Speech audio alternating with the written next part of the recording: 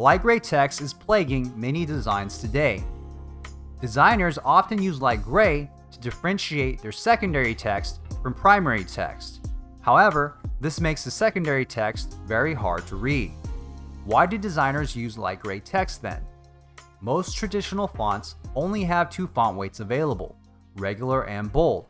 This limits the number of ways designers can differentiate text. If they use the same black color for everything, all the text would run together and become hard to scan. Therefore, designers use light gray to contrast different kinds of text for scannability.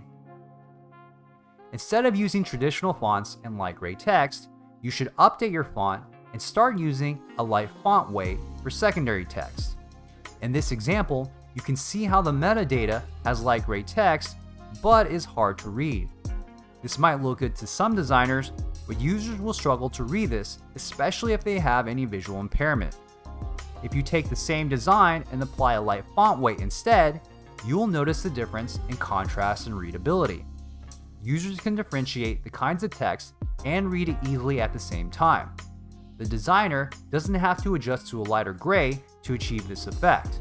All they have to do is use a light font weight. Another way font weight text can improve readability is by making different page sections stand out.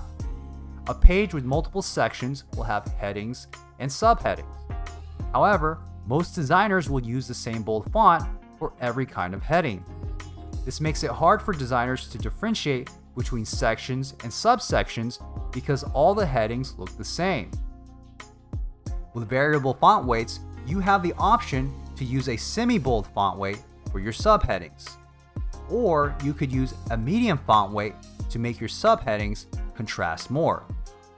Doing this will make different page sections that much more clear. To start utilizing font weights on your design, you need to update to a font with variable font weights. You can find many free ones at fonts.google.com. Just make sure to choose a font that has a light, regular, medium, semi-bold, and bold font weight.